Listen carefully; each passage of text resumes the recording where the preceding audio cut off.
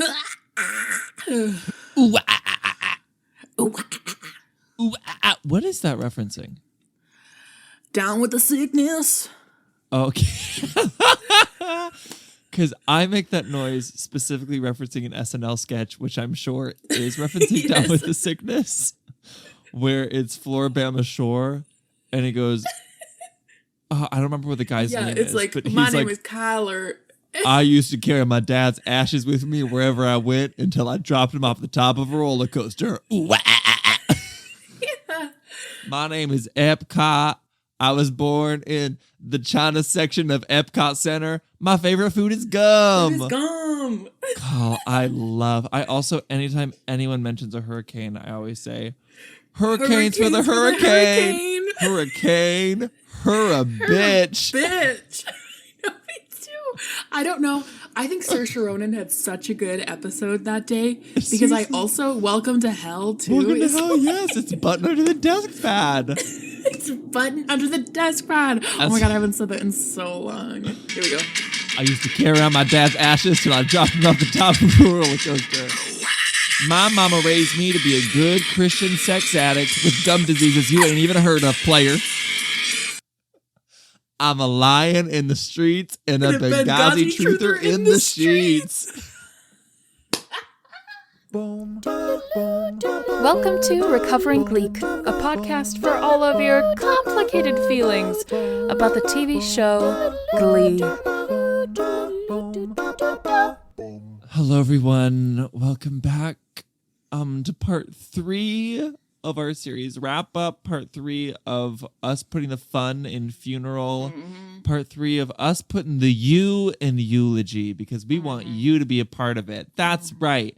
I didn't plan on saying this early. It happened organically. If you want to share your thoughts about what Glee means to you, or you want to say goodbye to this podcast, send them to us at recoveringgleek@gmail.com. We have gotten some wonderful emails. We'll share some of them at the end of this episode.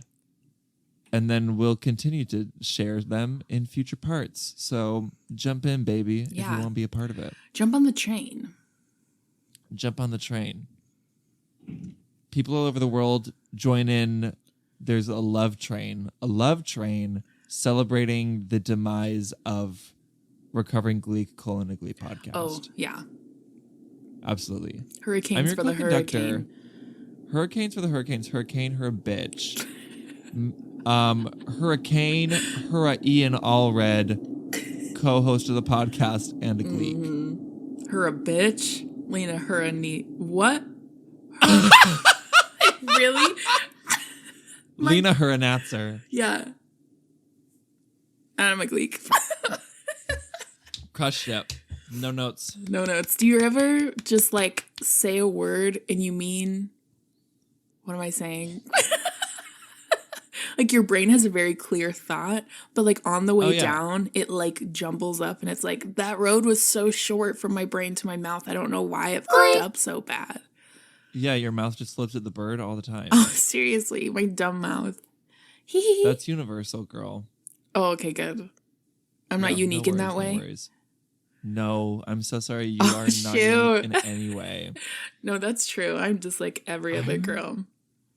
I remember one time in high school, an English teacher, we had to write a book report, and you remember they would like give you a list of books that you could do. But she was like, at least that's what we did in my school. But she was like, I personally really recommend this book. Like, I think you should read this book, but you can pick whichever one from the list. And it's called Stumbling on Happiness. And she was like, it was the most inspiring book ever. It really changed my life. And I read that book. And I'm sure it like genuinely is very inspiring and positive. Yeah. But as like a 15-year-old narcissist, it really hurt my feelings because most of the book is like, you are not special. Literally everything about you is just like everyone else. Stop thinking that you're unique. It's such an interesting thing learning that every experience you've ever had is not unique even a little bit. Yeah. I remember getting to college and like talking with a group of like girls honestly about like my feelings in my body for the first time. And like, you know, like I like growing up, I just thought I was so weird and gross. And then every single person was like, oh yeah, that's happened to me too. And I'm like, what the hell? afraid to share this when it's happened to everyone? That's so crazy. No, big retweet to that. There are Yeah. so many things that I was like, this is my deepest, darkest shame. Yes. And this is why I am the scum of the earth. Yes. And then everyone was like, everyone has thought or done that before. What are you talking about? And you're like, what the fuck? I'm like, hello? What? Huh? Are you kidding me? Yeah. Like, I thought I was a demon walking among men on this earth. Mm-hmm. Not to get into a therapy session, but let's get into a grief counseling session. Oh. Let's We are continue not to certified say grief goodbye. counselors.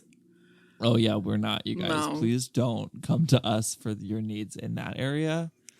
But I know we you are missed the podcast. certified. We are certified Glee historians. We did receive our doctorate. We actually haven't talked about this. We haven't.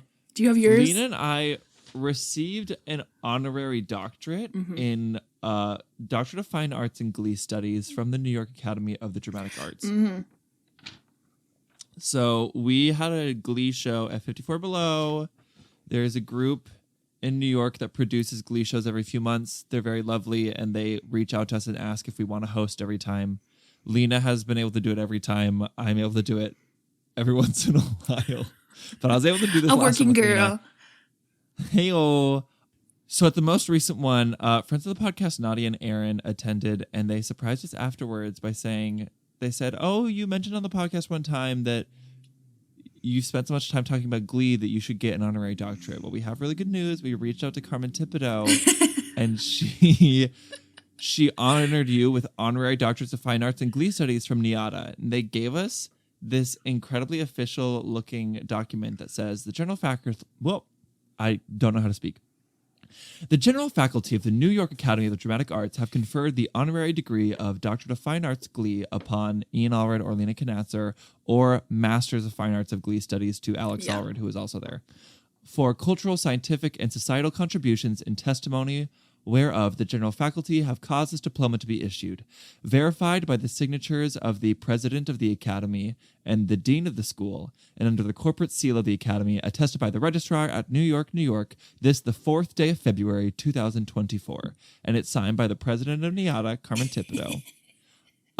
The registrar of NIADA, which, of course, if you look at Glee long enough, you know is Sugar Mata. Of course. And then, yes.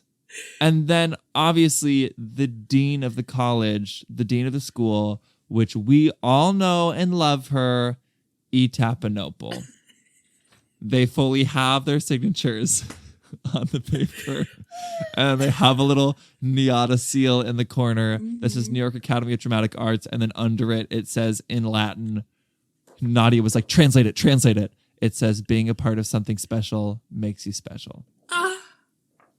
So we received this and it was very emotional. It was the silliest, sweetest thing in the world. It was very thrilling. So we are, in Thrilling. fact, We're we're not doctors. just Joe Schmoes. We're not 20-something randos anymore. We're 20-something doctors. And we know what we're talking about. Hello. And we are qualified to be hosting this session talking about these Glee characters. So last week, we talked about our OG 12 New Directioners. This week, we're going to be talking about some of our fave New Directioners who got added on after season 1. And then, of course, our adult characters, some of them being our faves and some of them being adults that were in this show that we need to talk about. But we're going to be talking about, you know, our feelings about these characters, stuff we like about them. We'll probably talk about some stuff where we're like, why do the writers do this? And then we'll do a song association for each of them and say, what song do I think of? Okay, so we're starting with Sam, with our love, Sam Evans. Sam Evans. Where do I begin? How do you solve a problem like Maria? When I think of Sam, and when I think of what I've learned about this podcast, I think of that he was initially maybe going to be a queer character. And I feel like sometimes I feel sad about that he didn't end up being that. But that's okay. I hear this show is what it is. But the things that I love about Sam are all of his friendships. I feel like Sam is the character where friendships could like thrive. He is the only character on this show who was allowed to have like multiple friends and for it to be fun and like to bring in like some joy. Like he dated everyone obviously, but he also was like friends with all of them as well. So good for him. I just love that about Sam. Heck yeah, you make such a great point. We talked last week about how this show doesn't know how to write friendships, which I think is mainly true, and that it is largely to Mercedes Jones's detriment. Yes. But you're so right. Sam has multiple, like, very strong, very prominent relationships that are friendships. Him and Blaine, him and Finn, him and Artie. I was about to say him and Rachel, but then they end up dating. Yeah, but like also like him and Tina. And True, him and Rachel him and Tina. too.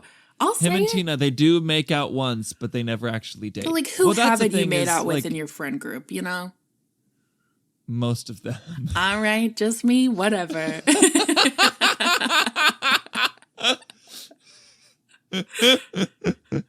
It is like every girl that he became friends with, he had to kiss at some point, which hey, good for him. I'm not knocking it. But I don't know like how much I can count those, because those do feel like the writers were just like, well, they're the gender he's attracted to, so he has to date them. He can't be friends with them. He has to date them. That's how it works. I agree with everything you said. And like, would it have been great specifically to have a bisexual guy on this show? Yes, it would have been great. It would have been great to have bi representation where they said more than just bi corner, bi curious. Yes. But I cannot deny that Blam is so special to me, and part of the reason that it is so special is because it is a straight guy and a gay guy who are best friends, and it's not weird. Yeah, totally. And the show is like, this is literally a normal thing. And even like when Blaine develops a crush on Sam, it's not weird. Blaine, you know, I don't think if you have a crush on your straight friend that you need to tell them, you can keep it to yourself. Yeah. But like Blaine is never like creepy about it, but he does say like, hey, I just like think you should know I have these feelings for you. And then Sam is never an asshole about it, and they're just like, okay, cool, like I appreciate that you feel that way, and like frankly I'm flattered, and I know that you're gay, so if you didn't have a crush on me I'd be offended. But like I'm straight, and they both have that understanding and move forward. Like I don't know, I love Blam for what it is, and yes, it would have been great if Sam was queer, but also the representation that is in that friendship is also great for different reasons. Totally. I think I have never, I mean, like, never say never in the words of Justin Bieber, but to my memory, I have never disliked Sam. Like, I don't remember a time in my life when I was like, oh, Sam Evans sucks. Yeah. But he's I like don't an extremely think palatable character. Yeah, he's very much like just the nicest guy you know. But I don't think I truly appreciated how good his character was until this rewatch. I kind of just remember thinking he was Finn too. Yeah. And I think that is true in many ways, in the sense that he is introduced to make Finn feel self-conscious of being like, he's the new quarterback and Finn used to be the quarterback, and now he's in the Glee Club, so now he's doing the Finn thing of being quarterback and being in Glee Club. And then it gets even worse in seasons 5 and 6 when Sam just gets Finn's arc and they just throw it onto Sam. But he's actually different from Finn in a lot of major ways that I had totally forgotten about. I love how incredibly nerdy he is. Yes. And he's like very proud of that fact. He's such a huge dork. His like obsession with Star Trek and Star Wars and Avatar and doing impressions all the time. And he just has whereas Finn was so obsessed with like what people thought of him. Yeah. Sam just didn't have that. Yeah. He has like not a care in the world for what others think of him. He is so cool because he does not care at all about being cool, and that makes him cool. Yeah. It is something to think about, though. It's his like struggles with his body image on this show. I think, I can't remember how I felt at the time, but I think looking back, I feel like positive in the sense of like that's a real thing. I think a lot of young men and people in general feel a lot of pressure to like have their body look a certain way, and like,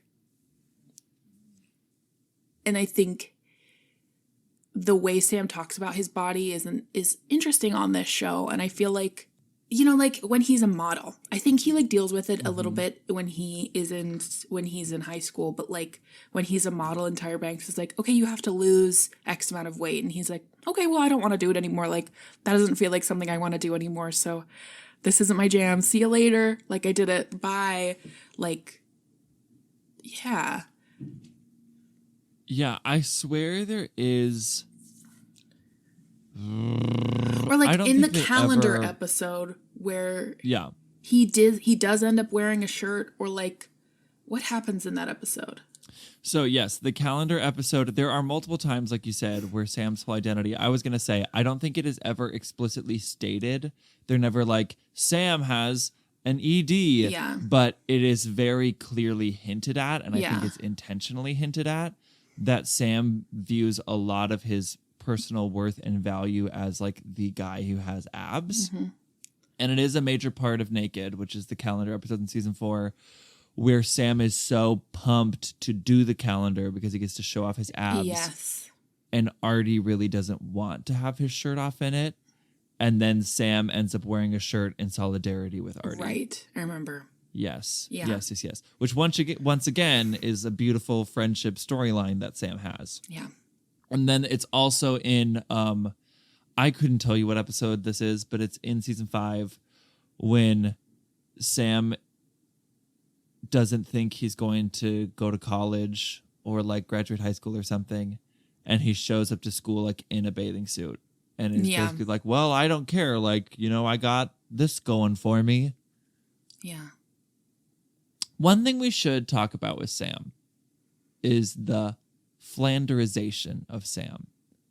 The fact that as the show came on in season 2, Sam is like maybe a little bit absent-minded sometimes, but he is like mostly all there. He's just goofy. And then as the show goes on, he gets more airheaded and dumber and until dumber, he's just and it gets not more and more extreme. Anything. Yeah, until he's like on Brittany's level, whereas Brittany was introduced as a character who was like cartoonishly not all there. And I honestly think the main reason of that is they wanted to make Brittany and Sam date in season 4. And so they just put them on the same level. But like, that's not where Sam was in season 2. Yeah. That was a major, he went through a major kind of Flanderization, a major, you know, his most cartoonish aspects got much more extreme as the show went on. Is that supposed to be Ned Flanders? Okay. Yes. I don't know much about The Simpsons. Ned Flanders, I've seen one episode of The Simpsons in my entire life. Okay.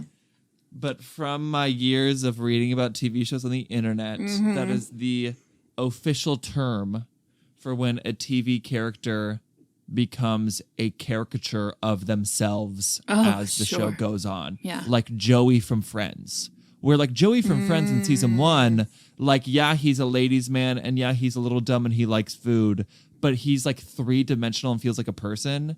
And by, you know, season 7 of Friends, Phoebe's trying to teach him French, and he goes, blah, blah, blah, blah, blah, blah, and thinks that that's actually French. And it's like season 1 Joey would never have thought that. Yeah.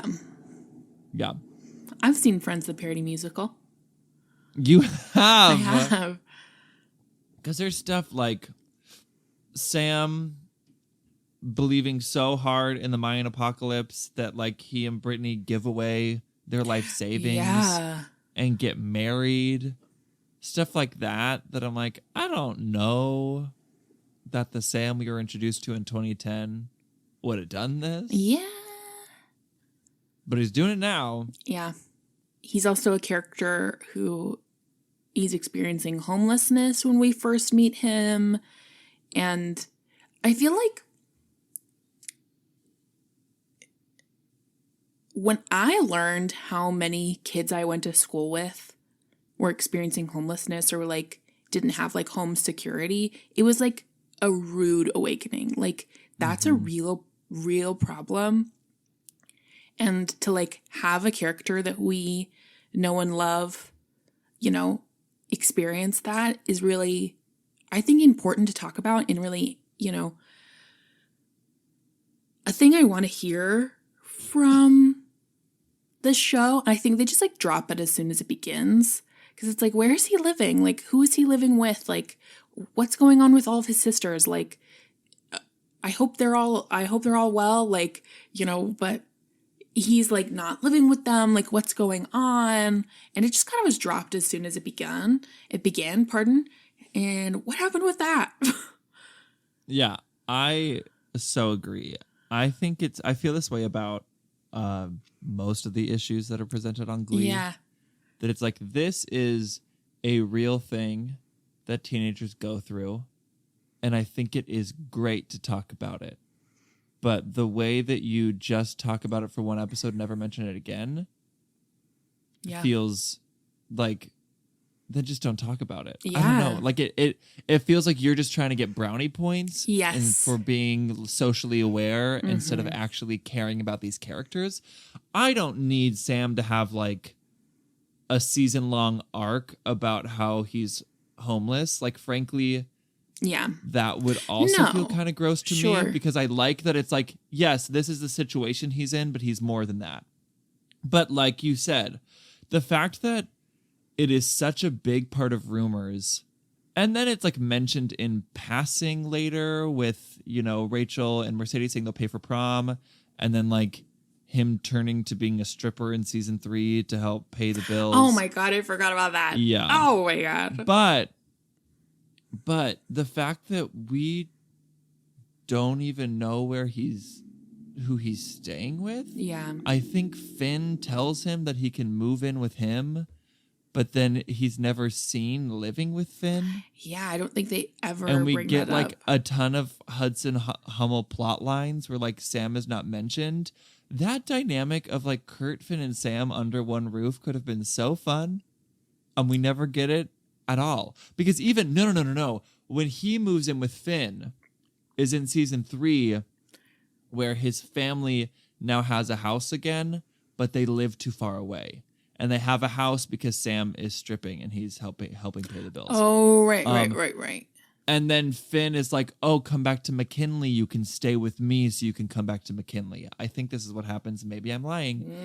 And so Sam moves in with the Hudson Hummels, but then does he actually? Because it's never brought up ever again outside of Hold On to 16. Whoa.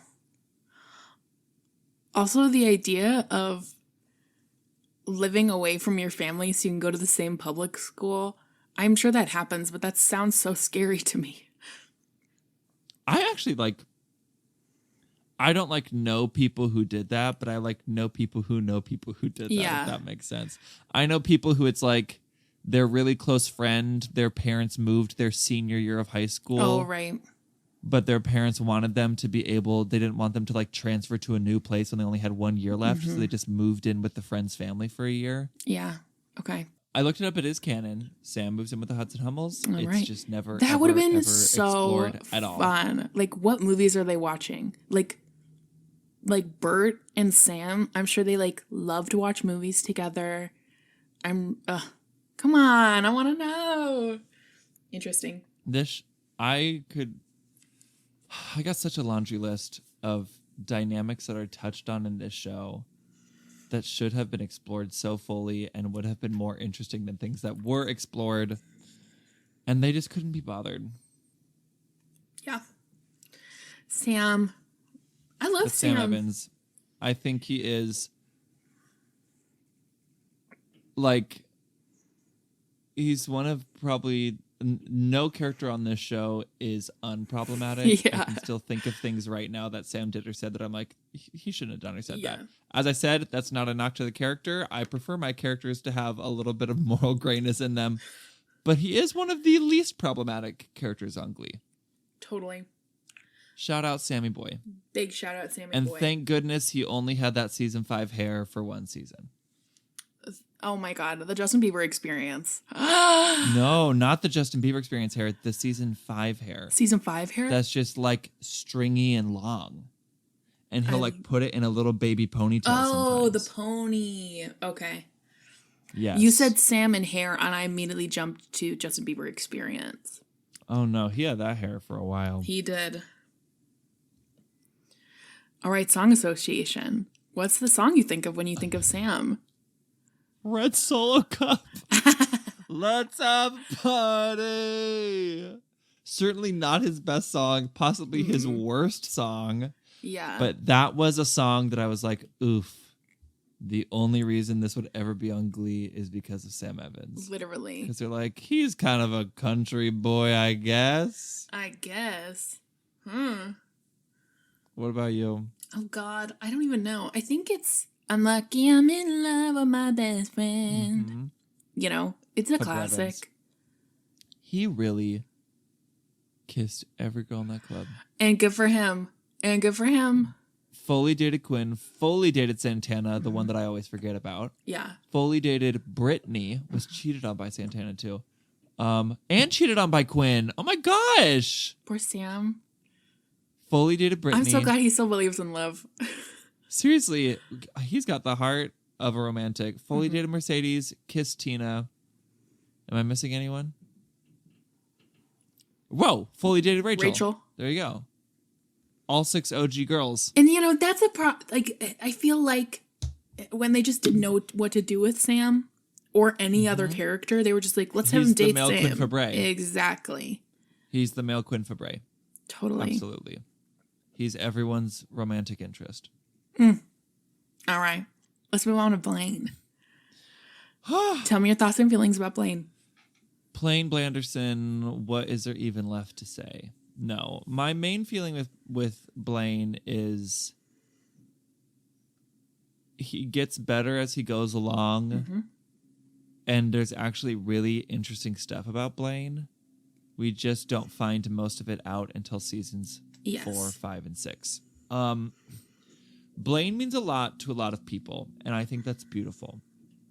And as I said when talking about Kurt Hummel, I think that having Klain on this show was a very positive thing. I think it was really good for queer representation, and I think there's a lot of good that comes out of it, and there's a lot of really beautiful Klain moments. However, specifically in season 2, but also largely in season 3, my main thoughts on Blaine are what I've said before.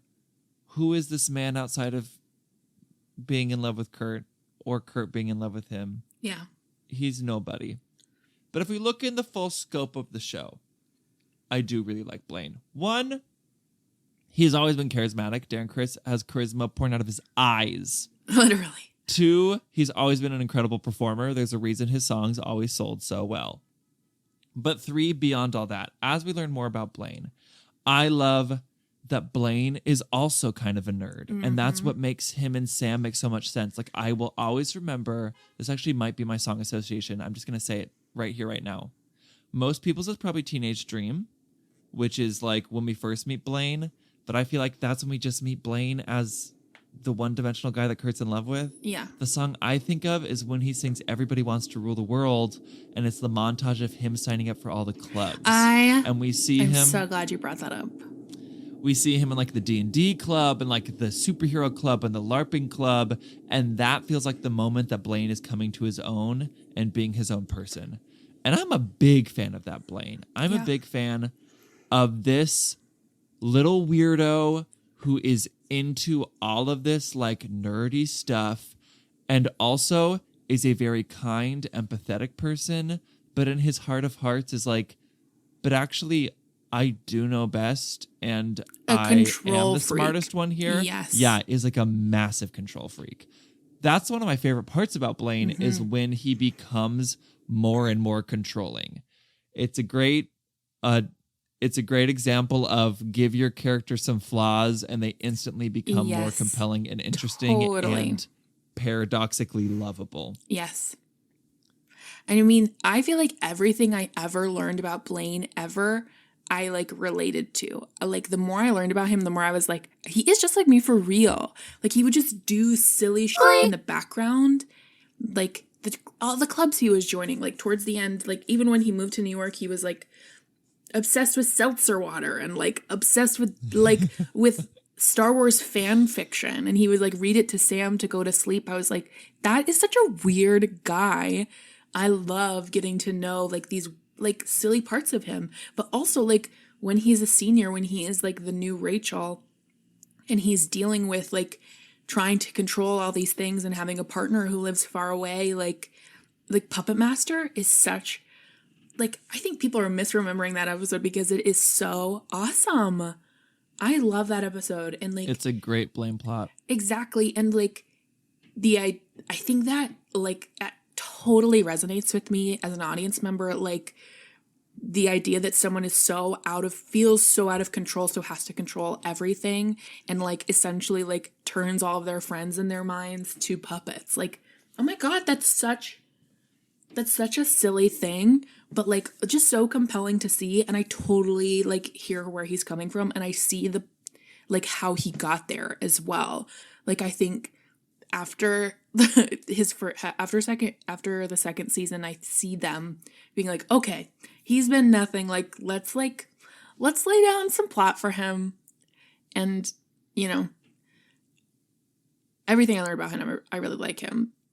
And you're so right. Like there's a reason that like his songs perform so well, and it's because like Darren Criss is just a magic man, I guess. Yeah, he's Seymour Krelborn off Broadway right now. Mm-hmm. And I think season 2 Blaine makes sense in the sense that as we learn more about Blaine's home life and family life in the show, he like makes a throwaway comment about his dad and how he and his dad don't have a very good relationship. His dad also does not attend his wedding. And then we meet his brother Cooper, who also doesn't attend his wedding. What's that about? And he also had sex somewhere at the Utah Shakespeare Festival. That's true. But we meet his brother Cooper, and Cooper is so, you know, like the golden boy, and is on TV and is like handsome and is so sure of himself. And so as we learn that stuff, I think, okay, this makes sense that this boy would put on a facade where he couldn't show any of his flaws to anyone else.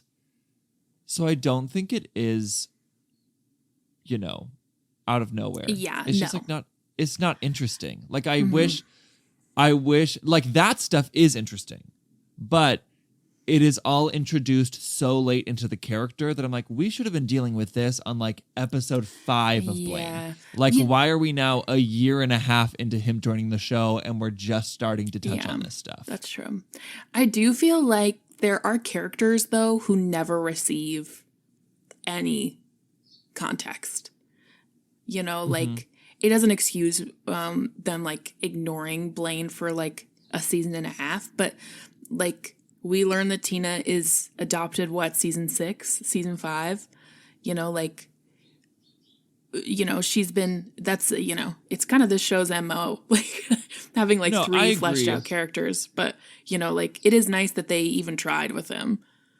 I agree. And Tina is a great example of your point because they just never know what to do with her. Yeah. But there are other characters, like, I feel like Blaine is only made compelling because of the context. Yeah. Whereas there's other characters where it's like, I would love more context, but what's being presented to me is entertaining enough that I don't need it. Yeah. Whereas Blaine, it's like, he wasn't interesting until you gave me context. And they dedicate so much screen time to him. Oh my God, you're so right. That it's like, put up or shut up. Like, if you're going to give this character this much time, you need to tell me why I find him interesting besides the fact that Kurt has hard eyes for him. Right. Like this mannequin that you're like giving solos to every single episode that I've never heard 3 words from at all. Yeah. Such a weird thing. But as we both said, they then do that, thank goodness, and he becomes very, very interesting as the show goes on. And I do like their self-awareness with Blaine in the sense that, like, the Warblers all idolize him because the audience was all idolizing him. Yes. Like, Blaine and the Warblers is hysterical, and the way they talk about him and, like, well, Blaine has to do a solo is great. Yeah, totally. Blaine's just a touchy subject.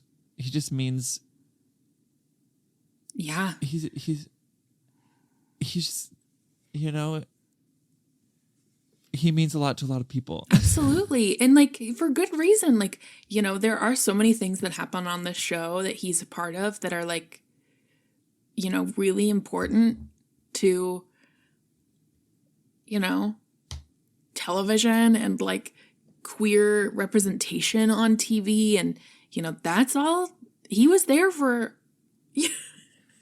So I completely understand. I completely do. And I love Blaine. I mean, when people ask me what my favorite songs are on Glee, I'm gonna say a Blaine song. I can't help it. I really can't. I can't stop listening to When I Get You Alone. Like every single day, multiple times. I've gotten my roommates on it. We play it on the Alexa every day. You know, like, I love Blaine. But again, like everything I learned about Blaine makes me love him even more. So I just wish that I could have. And there are, to be fair, there are fun character things that poke through in the beginning. Like When I Get You Alone, he does that huge, that's in season 2, and it's this huge romantic gesture for this guy that he's in love with.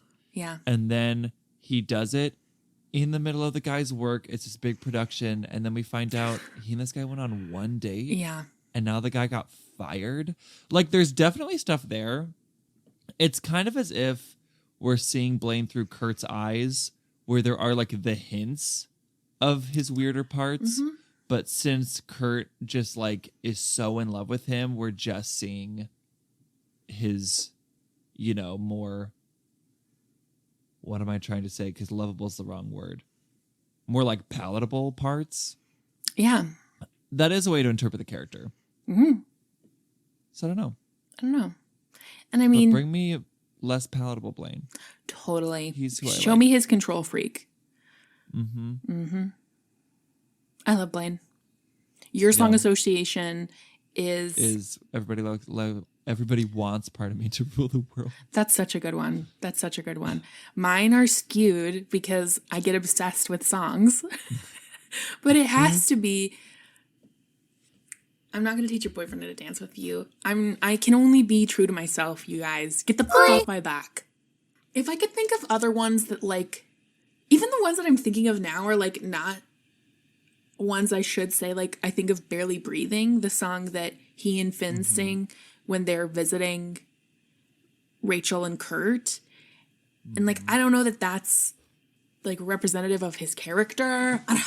I just like get obsessed with his songs. But yeah, that's what I'll say. He's got bangers. He does. Yeah. Very Ordinary Christmas or whatever the hell. Extraordinary Merry Christmas. All right. That's Blaine. Love you, Blaine. Blaney days. All right. Let's talk about Will. Tell me your thoughts. Tell me your feelings. We went on a roller coaster with this guy. We did go on a roller coaster with this guy. Here is like something about me.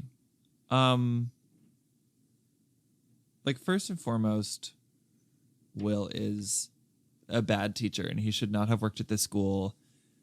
And he does stuff all the time that is whack. I just feel like I have a very annoying character trait. Or is it one of the things that makes me more interesting? Who knows? Because flawed characters are more interesting. Yes. I always just have to be like contrarian. I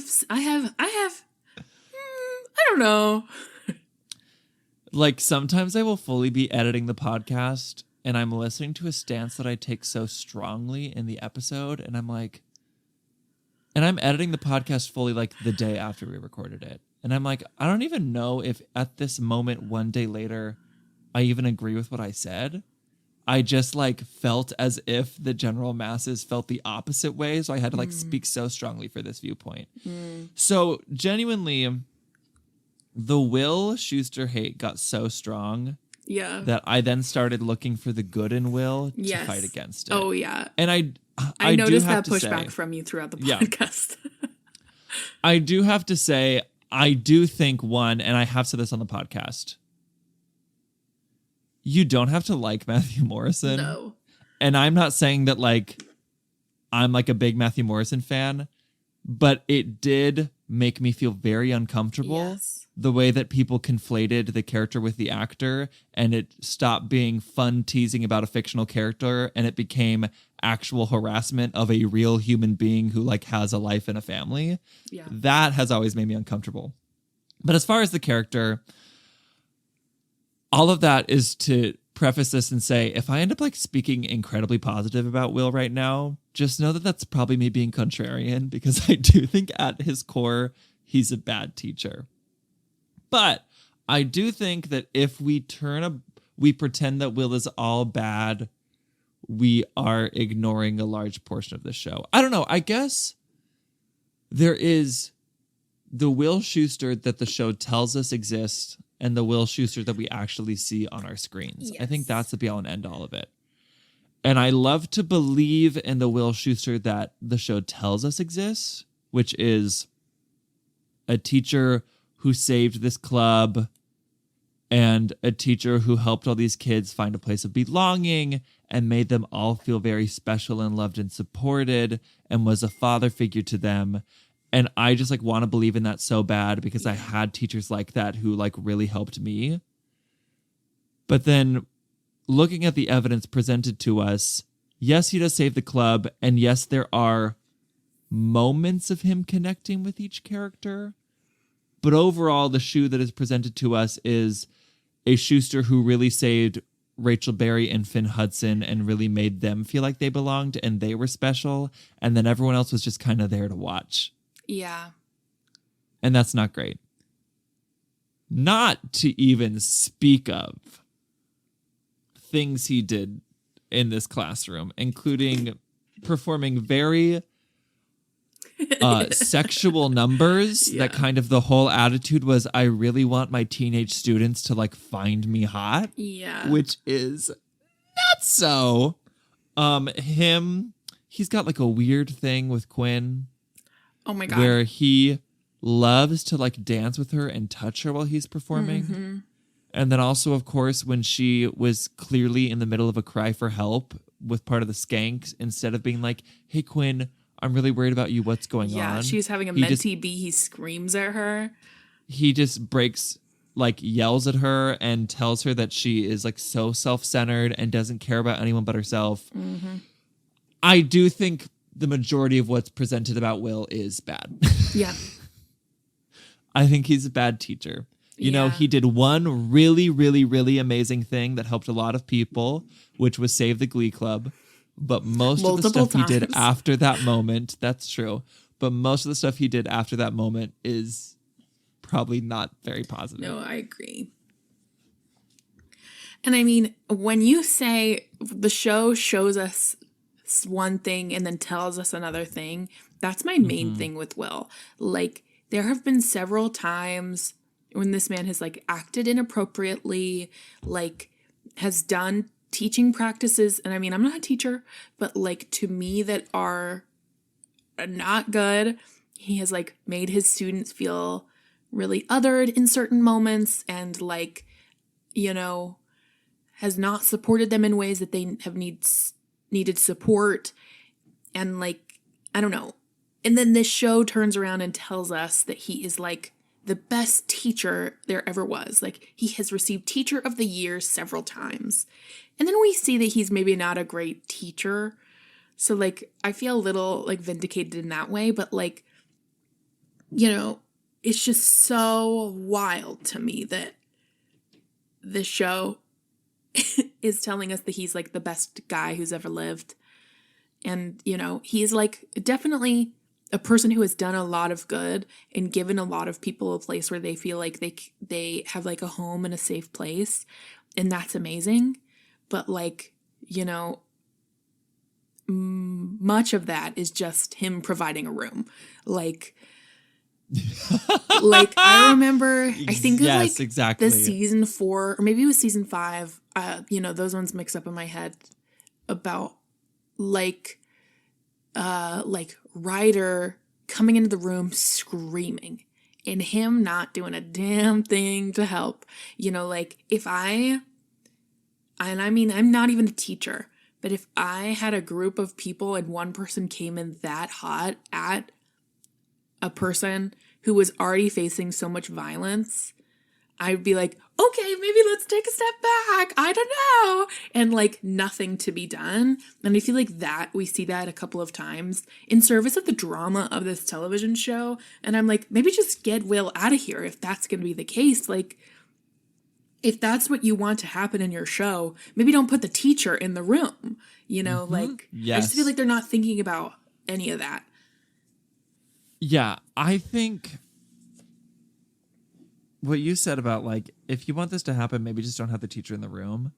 I think the show does not think about the implications of, like, the things Will does or says most of the time. Honestly. He also, like, watches kids get, like, slushied constantly, does nothing about it. He does not know anything about de-escalation. And I think a big issue with the way Will is written is the hero worship of him. The way that the show just needs us to believe that this guy is just the best guy that ever was. Mm-hmm. And it's like, if you would just allow and acknowledge the fact that, like, no, this guy's actually kind of a bad teacher. We are very grateful that he gave us this room, but, like, he's kind of a bad teacher. And just let Will be more of a, like, comedic foil, then I think people would hate him less. Because it'd be like, oh, yeah, you ever had that teacher that, like, you know, that toxic performing arts teacher? Like, everyone's had that. And then I think he would be a more liked character. Yeah. But they just need us to think that he is the best teacher ever. And then we see all these situations, like you just said, where he fully lets kids get in fights, lets kids scream at each other, or he's the one egging it on or putting them in those situations. Or his kids are going through extreme life problems and he just turns a blind eye. Like, one of my favorite Will moments, ironic faves, as in it makes me laugh because it's so ridiculous, is when season 1, I think it's Ballad, or maybe it's Throwdown. I don't know. Where I don't Quinn know, but it's one of those. I actually think for being pregnant. Yeah. And Quinn is sitting there and he's like, hey, Quinn, are you doing okay? And she's like, no, I just, like, my parents just kicked me out and I just got kicked off the Cheerios. And he's like, oh, well, we're here for you. Anyways, class, and just, like, completely brushes it under the rug. He also famously hates Quinn Fabray, so. That's true. But, like, in his mind, he was like, and you had it coming. About time. About time. But then, like you said, if he's gonna, like, treat Quinn like that, maybe, like, give him a weird complex about Quinn. Like, maybe he's just like, oh, she just bugs me. I don't know. Like, that happens with teachers. Like, I've seen it in real life where, like, this one teacher, like, can't stand that other kid, and you're like, why? I don't understand why you, like, don't pay this person any mind. Mm-hmm. But that's, like, one of the things that Will does that is a bad teaching moment that I unironically love is when he blackmails Finn into joining the New Directions by planting pot in his locker, because the show is not trying to trick us in that moment and say this man is a hero. No. The show is saying, this is a bad thing, and isn't it crazy that he did this thing?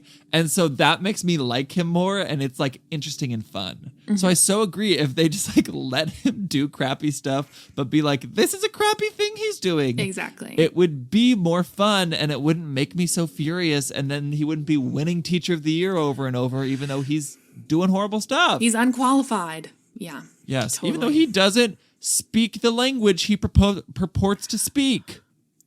Teach. That is so crazy. I butchered that quote.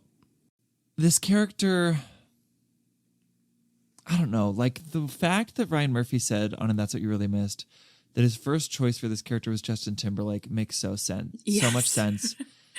And I think was so the wrong direction to take this character. And this is Justin Timberlake, like, this is Justin Timberlake 2009. Mm-hmm. Like, he's very popular. Like Sexy Back. Yeah. I mean, a little bit after Sexy Back, but, like, he's very, very popular. He is one of the biggest musical artists of the time. He is, like, everybody's crush. Everyone is into him. And I just think a teacher who is like sexy and suave and so cool is so the wrong direction to take for this show about like the island of misfit toys. Like he should also be a little kind of like weirdo, awkward misfit. Exactly. And like, I think that who are you if you haven't had a crush on a teacher? Like, it happens. Like, teachers, I've had sexy teachers in the past, but I totally agree. Like, you can have a sexy teacher on this show. It shouldn't be the lead of this club. Like, it doesn't make any sense. Like, well, also, like, teenage hormones will do whatever they want to do. Oh my God, yeah. If they want to have Rachel Berry have a crush on her teacher, he can also still be like an awkward dude, and she just has a crush on the awkward dude. Yeah. He is so, like, outwardly sexual with all of them in a way that, like, Matthew Morrison sees these people as peers. Like, there's, like, no disconnect between the actors there, which that's fine. But I do feel like there was a world where they could have picked someone more awkward, older, you know, I don't know. Like, it is such a weird dynamic to see in real time on this show. Like, him dancing with Quinn Weird or, like, him rapping on this show. Like, I don't know. It's just so crazy. And him saying he's going to be Rocky in Rocky Horror Holy with his God. students, where he will need to be in his underwear on stage Jesus with them and Christ, pretend yes. to have sex with Rachel and Finn and Mercedes. Yeah.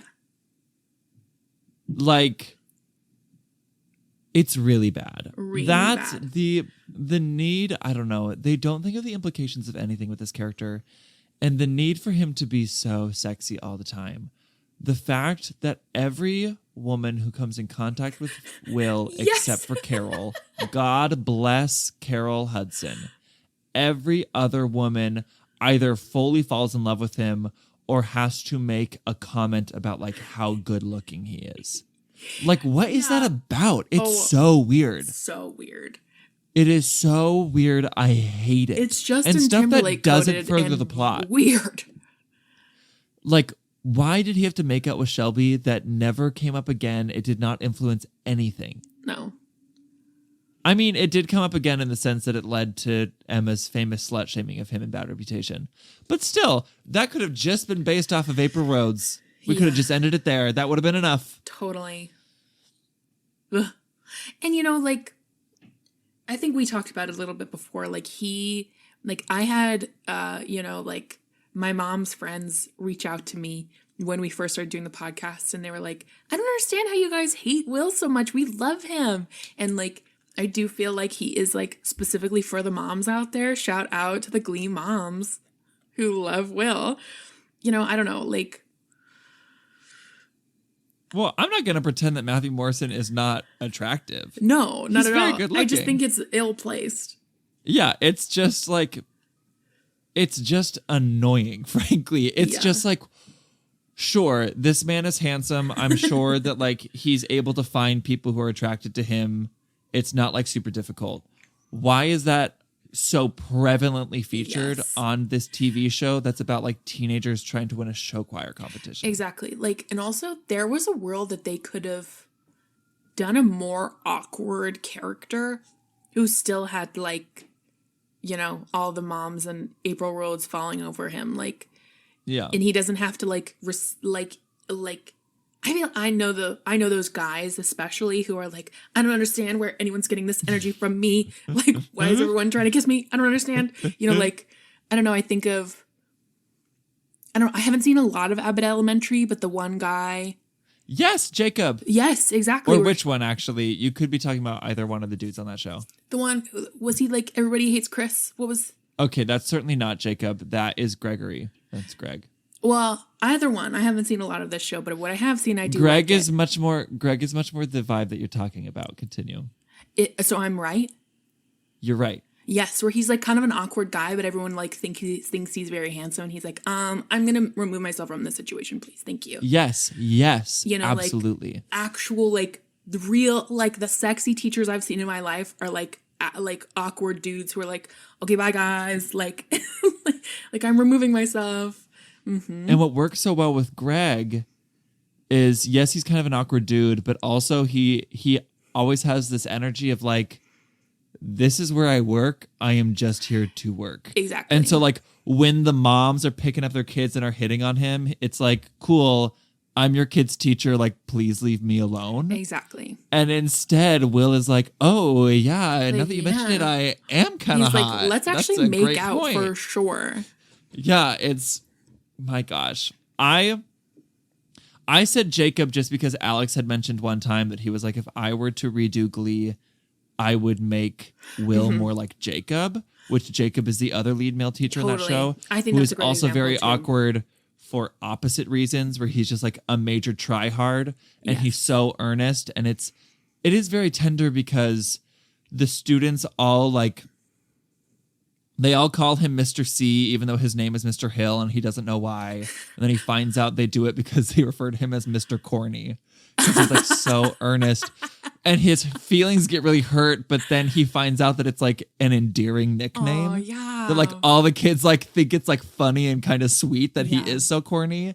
And that's the teacher that I want to root for. I so agree. Will should be more like Greg or Jacob. Yeah.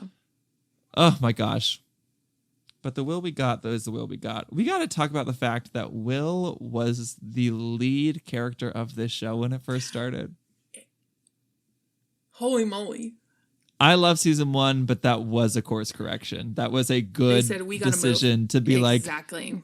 The kids are the leads. The kids are the leads. And I mean, I think it makes sense when you think of like the demographic of Ryan Murphy shows in the past. It's like mostly adults. And so like this one, when it resonated so much with young people, I'm sure they were like, okay, like that's fine. We have all these like really compelling, amazing young people. Like, let's learn more about them. A great course correction. But, you know, the first couple of episodes of this show are a crazy ride, and I love them. They are.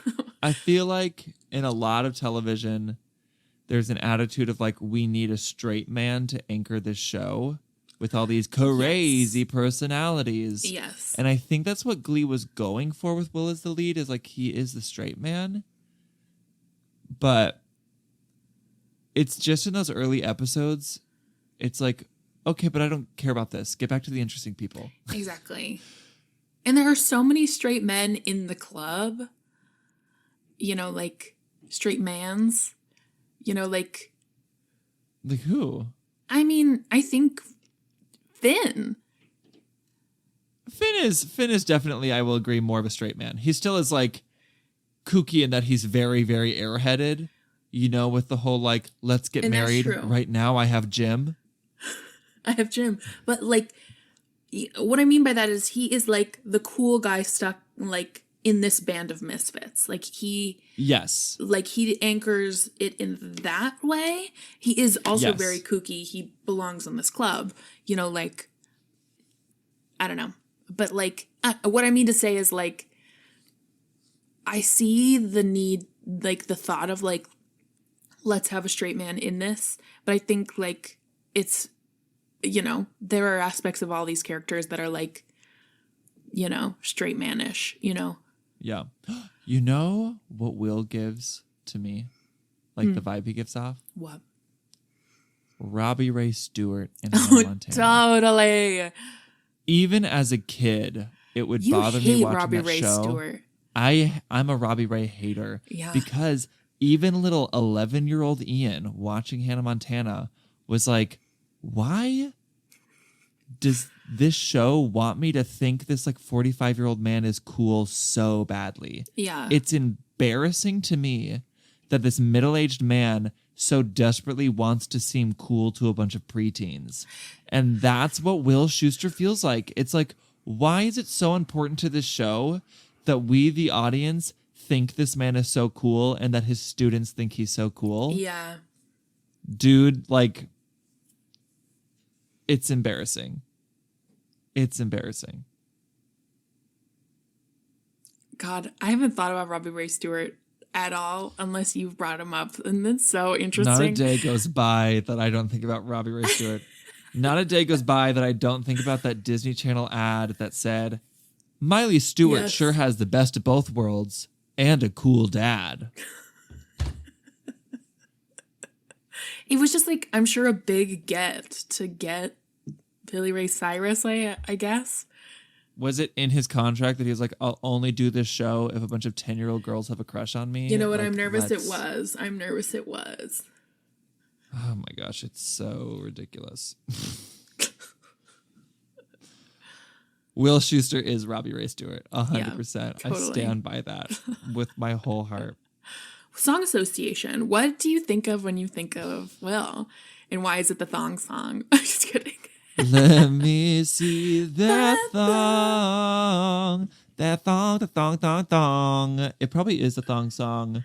I'm going to say Ice Ice Baby to be nice, because I think that is the rare, probably the only time that Will raps with his students, and it's endearing to me. Yes. And it is specifically because the show is being self-aware and saying, this is a song that, like, quote unquote is bad and quote unquote is corny, and we're leaning into how bad and corny it is, and we're just having fun with it. Yeah. Yes. And so instead of Will being like, aren't I sexy? Aren't I sexy? It's this attitude of like, no, this is stupid and silly. We're all going to be stupid and silly together. And I really love that number. And all what about dancing you? Together. I think it's the thong song, unfortunately. Like, I really, if I think of an earnest one, I think Fix You. Mm-hmm. So I like that one. We haven't even gotten into his relationship with Emma, but we can talk about that when we talk about Emma. Totally. Yeah. I think that one, or maybe does he sing The Scientist? Who sings The Scientist? It's not him. Everyone does. He's in it. Okay. It's all 4 major couples. I think it's the thong song. You know what? I'm circling back. This is a Will Schuester Hate podcast. The more we talked about him, the more I was like, I'm not a fan still. No, I'm not. And you can't make me one. And I think, like, he has redeeming qualities, and, like, and, you know, there were moments on the podcast where, you know, To Sir With Love, I remember I was like, this is gross. And you were like, it's not gross. And you stand by it. And you know what? I agree, though. And I'm glad that you said it when you said it, because there are moments where I am clouded by my hatred that, like, are genuinely good, nice moments, and moments where he, like, as a character does deserve the flowers, that I'm, like, clouded. So I appreciate when you say, hey, don't. But also, thanks. I'm a hater. I can't help it. Professional. Can we talk about the fact that everyone always talks about how his best man at his wedding was like a 19-year-old that he taught, which is weird as heck, and we should talk about it. Yeah, but then also friends? When he actually got married, he did the wedding at school with only his students attending. That's the bigger crime to me. Yeah. If I was a kid, I'd be like, I don't want to be here. I'm uncomfortable. It's just us. Mm-hmm. Shouldn't there be another adult in the room? Like, who officiated their wedding? I don't know. Probably Beast. Was it Sue Beast? I'm sure one of them is an officiant. That was crazy. Yeah. You walk into class one day. I mean, it's not one day. It's like during regionals after they win. Yeah. You just walk into class one day and your teacher's like, today's lesson is my wedding. Sorry, I'm transferring. That also, it happens. It's weird that it happened more than once, you know?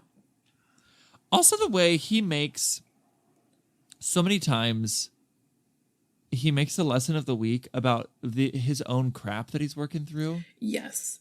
He's like, hey, everyone, so I just got divorced. So today's lesson is about depression. We're all in a funk.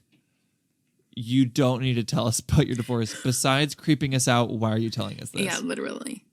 I want my teachers to be a mystery to me. Let's talk about Emma Pillsbury. Friend of the podcast, Jama Mays, was done so dirty by this show. Yeah. The show is very interesting in the sense that, as we already talked about, when it first started, it was a show about the adults with the kids supporting. And then as the show moved on in the back half of season 1, and then especially in season 2, they were like, okay, actually this isn't working. Let's make it about the kids. Mm-hmm. And for people like Will, who was so wrapped up in the kid's storyline, yes, he stopped being the central focus, but he remained a He was lead still player there, on the exactly. show. Characters like Ken Tanaka, that was not tied in with the kids at all, got fully written off. And then you have characters like Emma, where she's in this weird gray area, in that she was on this show because she was so important to Will. But now Will is no longer the lead. Yeah. But we can't just write Emma off because she is so important to Will, who is one of the leads. And so she went from being like, I would say like the 4th or 5th lead in the first season to suddenly she's like popping up 3 times a season, or she's in a bunch of episodes but has only 1 or 2 lines because she was supposed to be on the show the love interest of our leading character, and now she's demoted to the love interest of like the 6th leading character. Exactly. Yeah. And so like she's got nothing to do. Yeah. It's a real shame because I love Emma Pillsbury. Me too. I think everything. I love Emma. I think she is like such a fun character on this show. It's such a, when I think of this show, one of the things like props I think of are the pamphlets. I think of them sharing their feelings with this woman who is incredibly closed off to her own emotions. I think that's such an interesting character. Like this like guidance counselor who, you know, is like going through her own thing. She is incredibly interesting to me. And, you know, her relationship with the dentist is so crazy. But yeah, like her Dentist. You know who I'm talking about. Freaking Carl. John Stamos. Carl. I couldn't remember his name. His name was freaking Carl. But, yeah. Emma. They did her so wrong. Like, remember when they filmed a random woman from the back and told us it was Emma?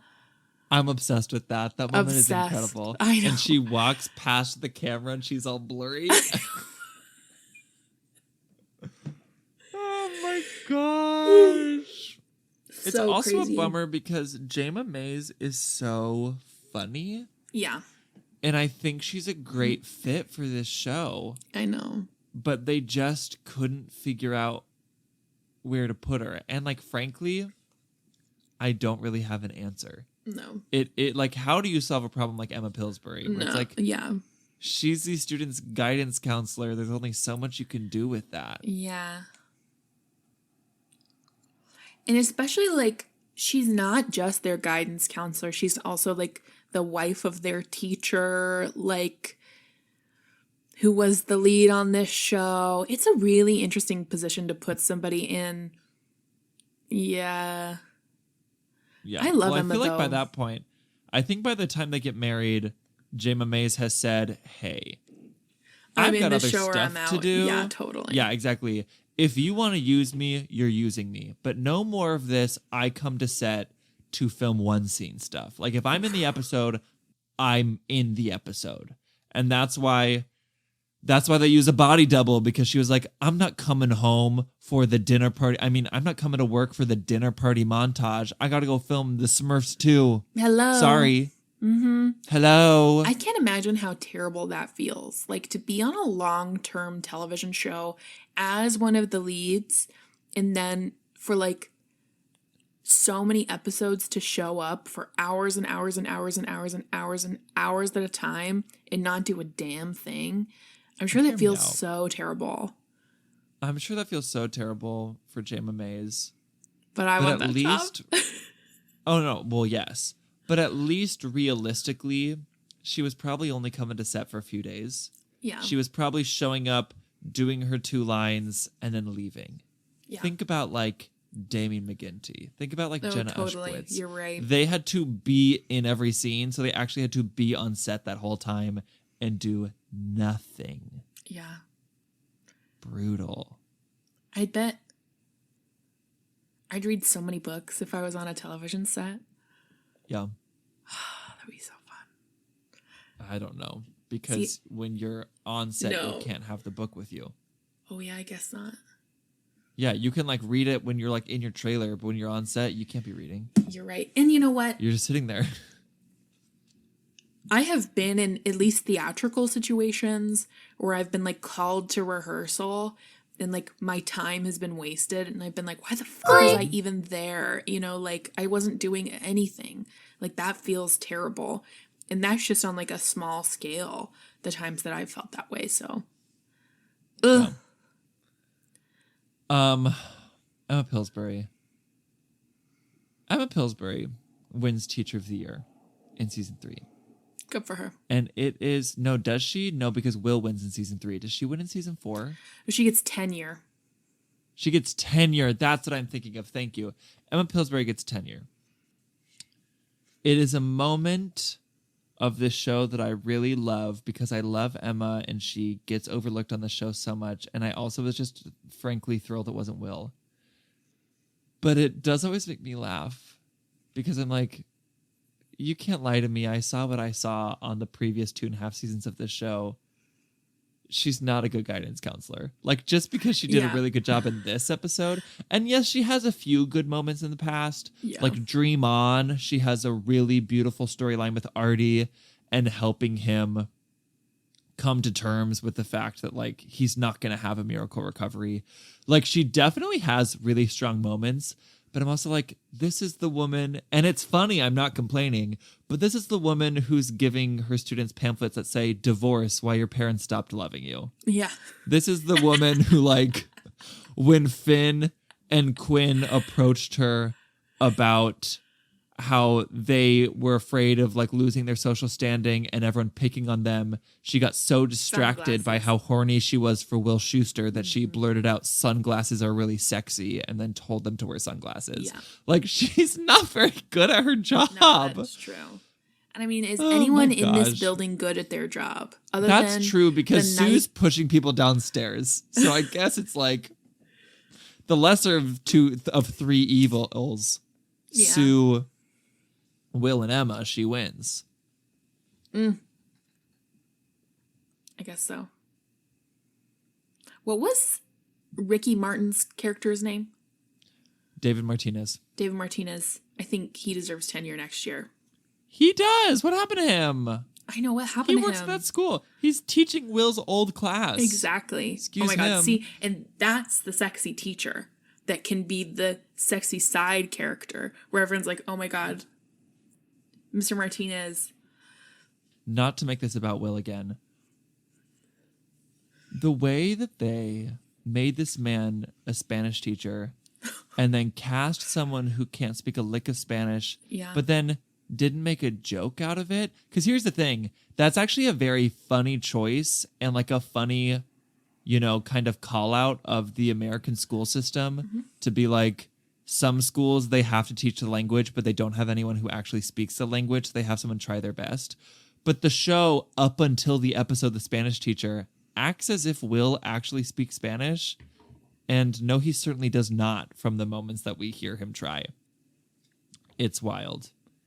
Speaking of Will and Emma, it just makes me really sad that Emma's kind of whole deal, this whole show, was being the object of Will's affection. Yes.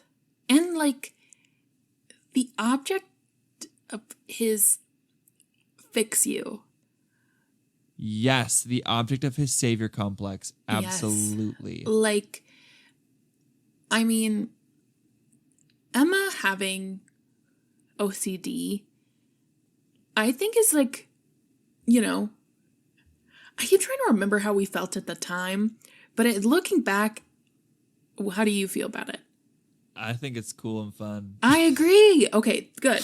Because I feel positive about it. I think like the way she just like devolves into this thing that needs saving from Will. Like her struggles with her body and her struggles with her compulsions, like, you know, that's real. And, you know, like, I'm so glad that she has support from this person. Like, that's so great. I'm glad that she has a support system, but like, she just becomes this like wounded bird for Will to feel good about, you know, like, and that is like, I think like objectifying her in a weird way and objectifying people with like, like objectifying people with OCD or with like their own like bodily trauma. And like, I don't know, like it's so weird. Yeah. Yeah. As someone with OCD, but certainly not cleanliness OCD, because my room right now is a mess, I am pro Emma having it. And also because Glee is a kooky, wacky world, I like that it's a little kooky and wacky, that they have it be like cleanliness focused, because that is the most visually like, even though I think most media just focuses on that aspect of OCD, which then leads a lot of it to go unrecognized. Yeah. It is like we get really like clear imagery of her like cleaning stuff with the toothbrush or her like scrubbing her apple. And personally, this is just my opinion, I think that stuff is interesting and fits the world of the show. I so agree. Will's like need to be like, I am the man who's going to save you from your mental illness. I am going to fix you is gross. And obviously OCD is not like a fun, silly quirk. I also don't want a world where it's like, no, Emma's OCD is actually like cute, because like, no, it's not. It sucks. No, yeah. So it is a fine line to balance. And there are a few times in the show that I think it is talked about well. Like there is the episode when Will meets her parents and it makes her have a really bad flare-up, which is actually the episode that Fix You is in. I think it's Asian F. I think that's Asian F.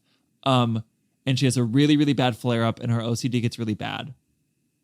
And if I'm not misremembering, she and Will basically have a conversation where it's like, this is a reality for me. And like, if you're going to be in a relationship with me, like this is what comes with it. And it's not like, this is a fun quirk about me. It's like, this is something about me that sucks. And sorry is the baggage that I will be bringing that you're going to have to deal with. And I really like that. And that the show is acknowledging like, this is not only a burden for Emma, but honestly, it will be a burden for her romantic partner. And it doesn't mean that she's undeserving of love or undeserving of a romantic partner, but they need to be aware that this is something they're going to deal with. But then I don't like that it then becomes, instead of Will being like, I'll help you carry this burden, he's like, I will fix this burden. Yes. It's like, no, you'll help her carry it and you'll help calm her down and you'll help her like. You'll be there to support. Exactly. Yeah, exactly. Some of my favorite Emma moments are when she is outside of Will fighting for the kids. When she, like, I think my favorite Emma moment in the entire show is when she is screaming at Figgins in his office after Will has given up and been like, the Glee Club is over and journey to regionals. And then she comes out and she's so distraught and she's like, these kids are going to lose this club, going to lose this home, and he doesn't even care. Like, I just love that aspect of Emma so much. And I feel like the more that the show goes on, the more that she just becomes an object of Will's affection and we lose her being a real vocal defender of the kids. And I wish we held on to that a little bit more. I agree. Emma. We barely knew you. Irma. We barely knew you, even though you were in like 90 episodes with this. Yeah, literally. All right. What's your song? What's your Emma song? She doesn't have very many, but she's got some. She does have some. I think it's. Pardon me, is everybody the wedding? Great pick. Thank you. Oh my gosh. Okay.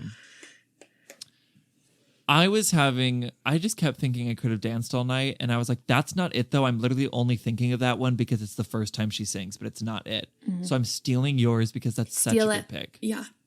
And I think Emma having a breakdown yes, and leaving Will at the altar is very in character and very interesting and did not need Finn kissing her to motivate it happening. No! I think it didn't need anything. Well, it didn't need anything. He was gone. She planned the whole wedding by herself. It could have just been her having a freak out about, like, he left and is, like, neglecting me and forced me to do all this on my own. And now I feel like it's all happening too quickly. He just got in town a week ago and now we're getting married. That's such an interesting... I'm a girl who has many a panic attack. I have never been like, you know what's going to fix me right now is a kiss. Yeah. What the hell? Yeah. That's such a weird thing that happens in media. And it didn't need to happen at all. It was all supported. It was all there. None of that needed to happen. I do, though, think after season 1, season 4 is Emma's strongest season. Because I think that's when Jayma Mays is like, put me in the show or don't. Mm-hmm. And every episode she's in, she's got a lot to do. Totally. And we have that arc of her and Finn basically co-coaching the club together. Exactly. And I really love that. Totally. Up until he kisses her, I hate that. But the moments leading up to it, I really And then like. she's basically gone from the show when she leaves the altar. Yeah. Yes. And our final goodbye for the episode, one Sue Sylvester.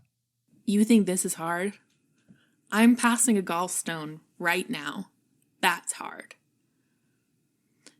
I love Sue when she is like otherworldly evil. Yeah. I love Sue. And you know what? There are also moments of like her sincerity that I really love, like her and Becky, I love. Her like love for Kurt that she can't really explain, I love. But like my favorite thing about Sue is just this like chaotic evil person who like just wants the Glee Club to not be a thing because like the Cheers have to be top dog. And it just doesn't make any sense. I love that. Mm-hmm. It's when, and we've talked about this so much, it's when they like add in context that like brings her down to like a human level that it stops making sense. She can like have like a few things that like humanize her, but it's when we give her like too many, not even like good characteristics, but like characteristics that make sense in like a, I don't know, like a human world, that like things just stop making sense. I think Sue is Ian Brennan's angel, and she's got the funniest shit on this show. There are so many times I'm like overwhelmed with how funny lines are that I have to like pause it and like collect myself and then go back and listen to it 2 times so I can hear it again and then hear the thing I missed because I was laughing too hard. And that is a key part of this show, is that it is a comedy. She fits the writer's like comedy style so well, where like, you know, Puck is also like a character in their like comedy style, but like, you know, maybe the actor doesn't like fully get the vibe. Jane Lynch was born the vibe. She invented the vibe. She is so amazing on this show. Jane Lynch is an incredible actor, incredibly like funny person. And I love Sue. I got a lot of love for Sue. Some of my favorite moments on this show are Sue moments. Oh, absolutely. Sue was listed in her breakdown. It said they were looking for a Jane Lynch type, but they did not contact Jane Lynch. Well, of course, she's like, I mean, my parents are obsessed with Jane Lynch. She's in so many movies that they're like, but how are like famous big was she before Glee? I don't think she was very famous to me. Exactly. But like, she was in like Best of Show. Well, I was going to say, she had a long, illustrious career before Glee. She, like you said, she's in everything. But was she so, like, name recognition that you'd be like, well, we'd never get Jane Lynch? I feel like this is the show that made her a household name. I wasn't cast in TV shows in 2008, you know? I don't know. True. But I agree. Jane Lynch's comedic performance and Ian Brennan's comedic writing is a match made in comedy heaven. Mm-hmm. It is so lightning in a bottle. Here's how funny Sue is. I think that Sue Sylvester might be the most inconsistently written character on this entire show. Completely.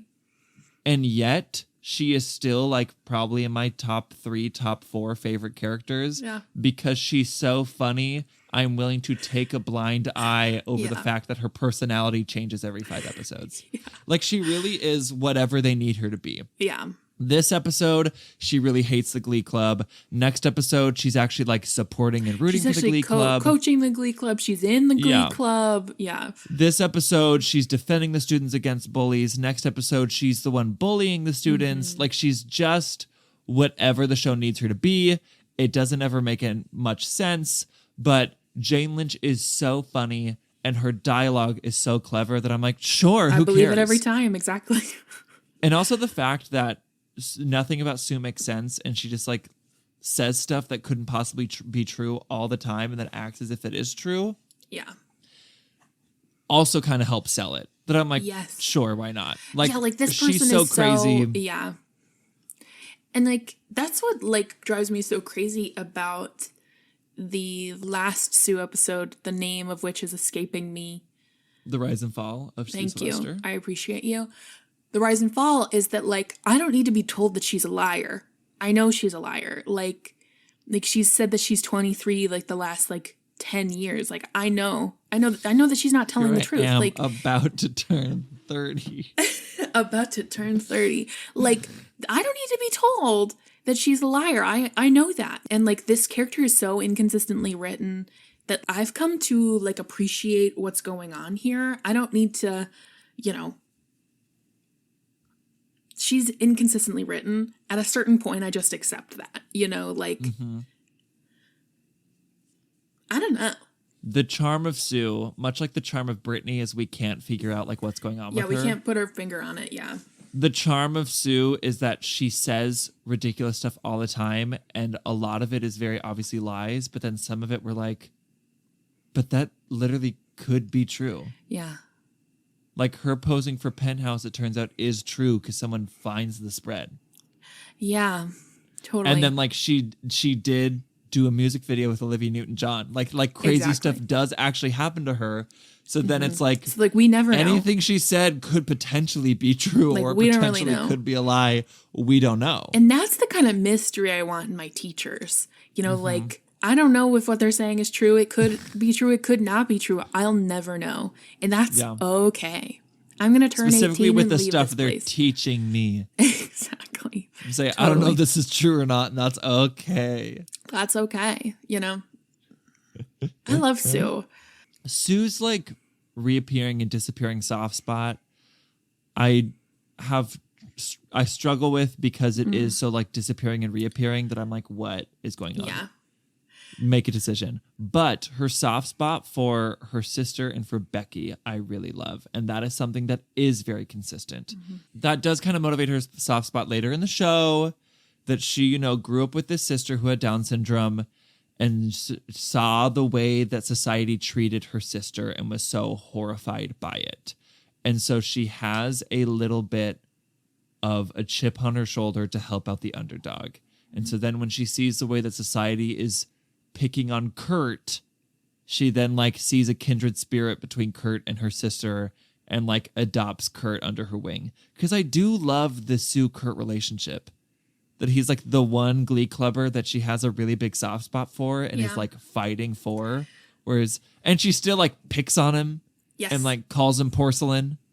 But at the end of the day, when he tells her that he doesn't appreciate being called lady, she's like, okay, I'll stop calling you lady, but I will give you a list of other mean nicknames, but I'll let you pick the one you like the best. Yes. Like, I love that interaction that she's like, I hear the criticism. I am still an asshole, but I'll be an asshole who respects you a little bit. I also I know that teacher. I know the teacher who is like unbelievably terrible, like mean, like treats everyone like shit, but then they've got those like one or two students that they like have a soft spot for and won't tolerate like bullshit going towards those people. Like they are like very protective of a few students and you're like, what the hell is going on? Like, why am I not allowed to do this, but this person's allowed to do this? I know that those teachers. So Also, Sue never getting Blaine. I guess she's just not a fan of his thing. I guess she's not a fan of his thing.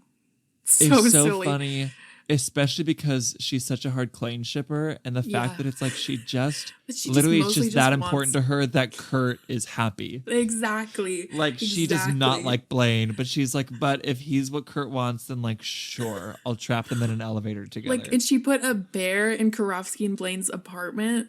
What the hell? Oh my gosh. I love Sue. And Sue keeps a lot of zaniness in this show as it starts to take itself too seriously at times. Yeah.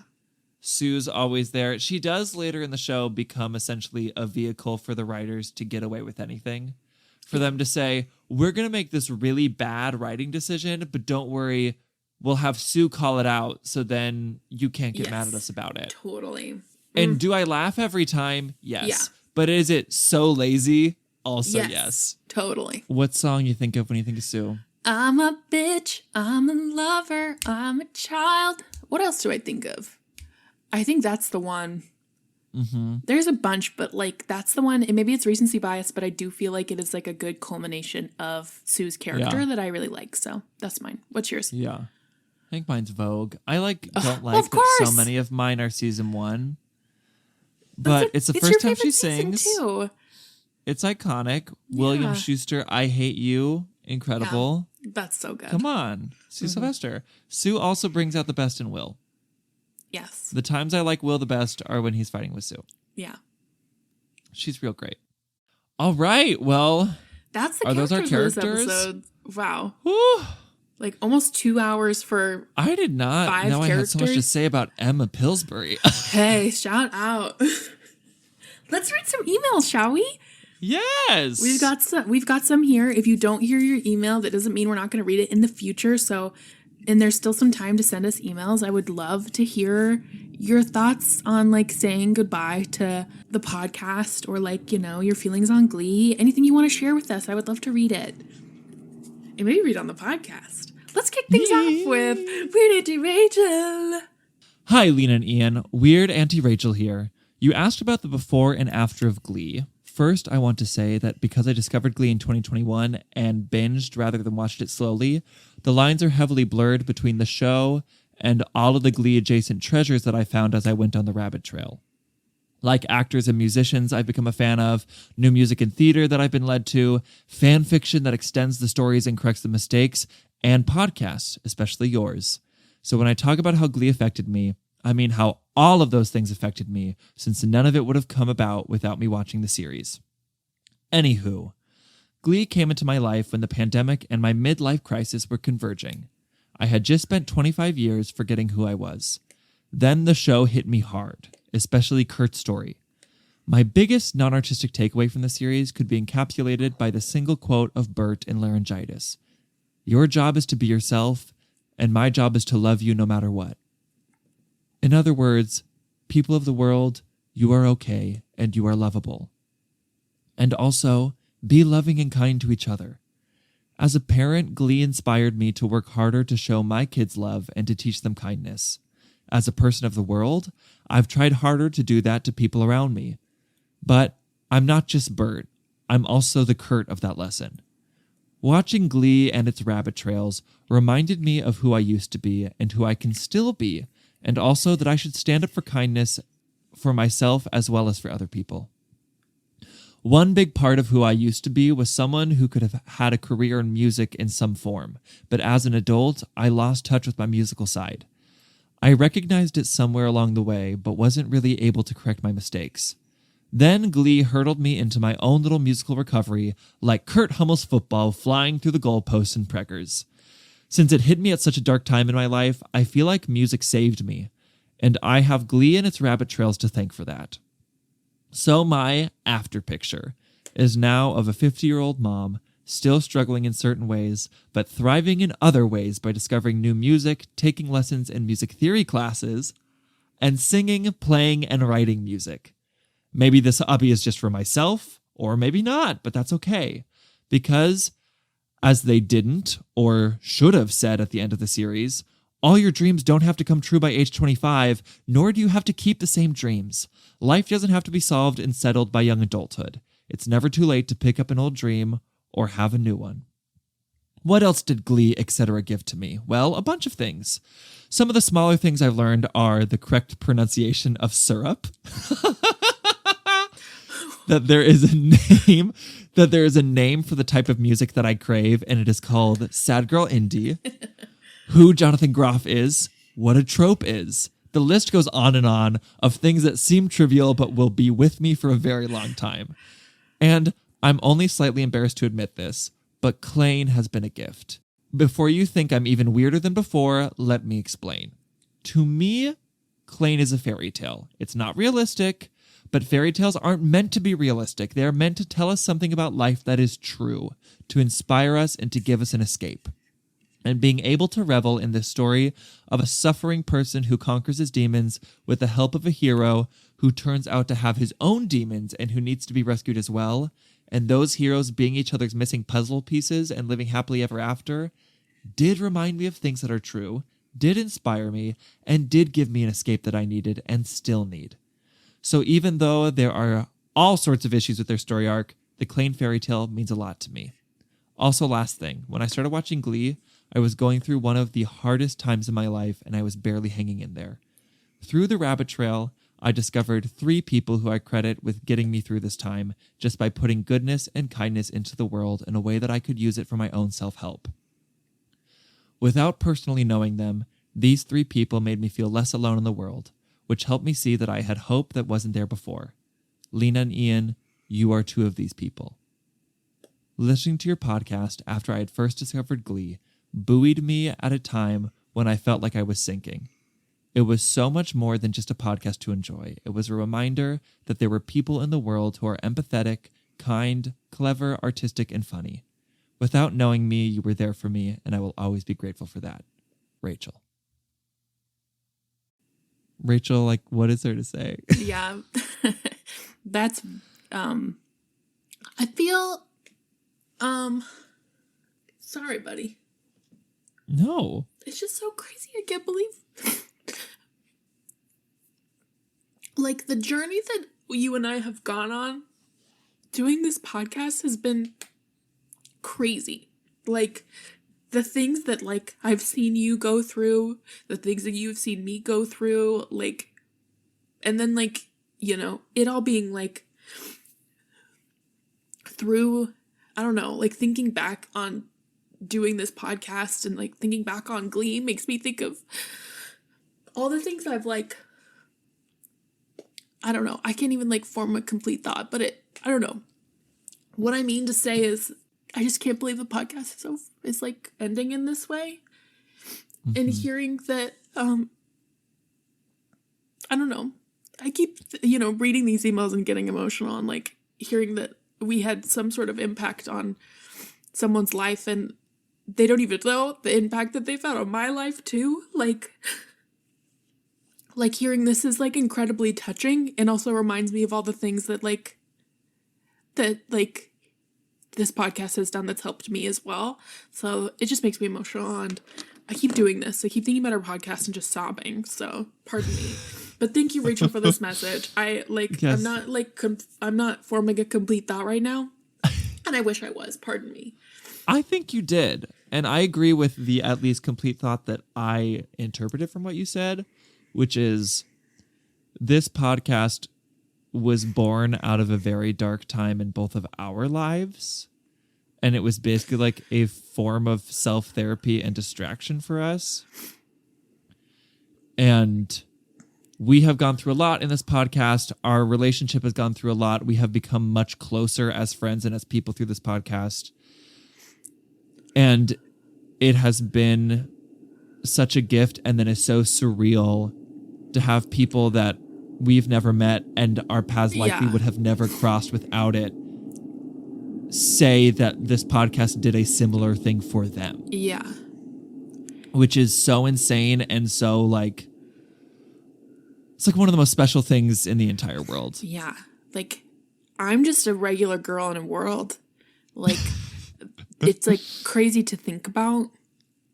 but it's also like incredibly humbling because I feel this way too. Like, I feel like this podcast has like done so much for me, and I've loved doing it, and whatever. Love you, Rachel.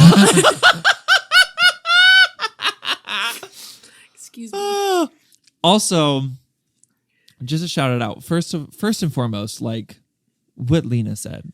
Rachel, also great to hear from you, Yes. Weirdo Rachel. I always get so excited when I Me see your too. emails. Thank you so much for this email. I am like not an emotional girly, but I promise it means a lot to me.